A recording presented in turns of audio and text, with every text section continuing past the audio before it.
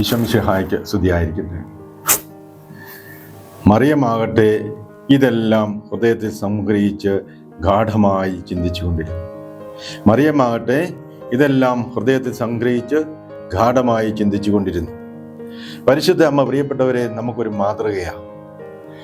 കുടുംബജീവിതം നയിക്കുന്ന നമുക്കൊക്കെ ഒരു മാതൃകയാണ് പരിശുദ്ധ അമ്മ. ക്രിസ്ത്യാനി എങ്ങനെ ജീവിക്കണം എന്ന് മാതാവ് നമുക്ക് കാണിച്ചു തരിക, മാതാവിൻ്റെ ജീവിത മാതൃകയിലൂടെ നമുക്ക് കാണിച്ചു തരികയാണ് ചെയ്യുക.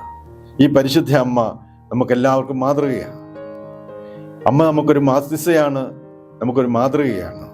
നമ്മൾ നമ്മുടെ എല്ലാ നിയോഗങ്ങളും അമ്മയോട് പറയുന്നു. അമ്മ നമ്മുടെ നിയോഗങ്ങളെല്ലാം ഏറ്റെടുത്ത് ഈശോയുടെ സന്നിധിയിൽ സമർപ്പിക്കുന്നു.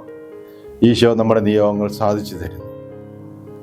ഈ മാതാവ് എന്ന് പറയുന്നത് ക്രിസ്ത്യാനിയെ സംബന്ധിച്ചോളം, പ്രിയപ്പെട്ടവരെ, അവന് ഒരു പാഠപുസ്തകമാണ്. മാതാവ് ക്രിസ്ത്യാനിക്ക് ഒരു പാഠപുസ്തകമാണ്.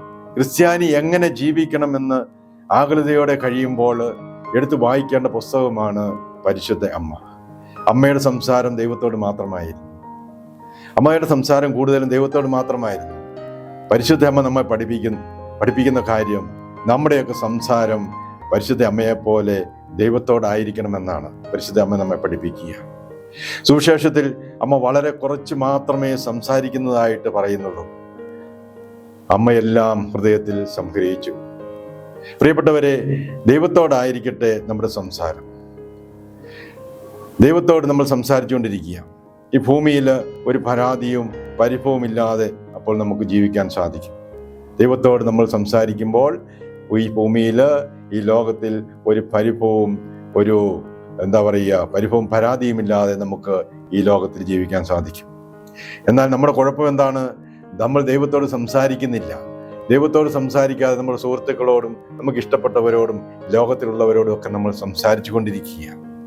അതിനാൽ പ്രിയപ്പെട്ടവരെ, അതുകൊണ്ടാണ് നമുക്ക് നമ്മുടെ ജീവിതത്തിൽ ഉയർച്ച ഉണ്ടാകാത്തത്.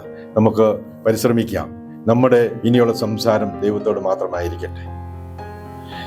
മാതാവിനെ പോലെ ലോകത്തിൻ്റെതായ രീതിയിൽ ചിന്തിക്കാതെ, ലോകത്തിനോട് സംസാരിക്കാതെ, ദൈവത്തോട് മാത്രം സംസാരിക്കാനുള്ള കൃപയ്ക്ക് വേണ്ടിയിട്ട് നമുക്ക് ഈശോയോട് പ്രാർത്ഥിക്കാം.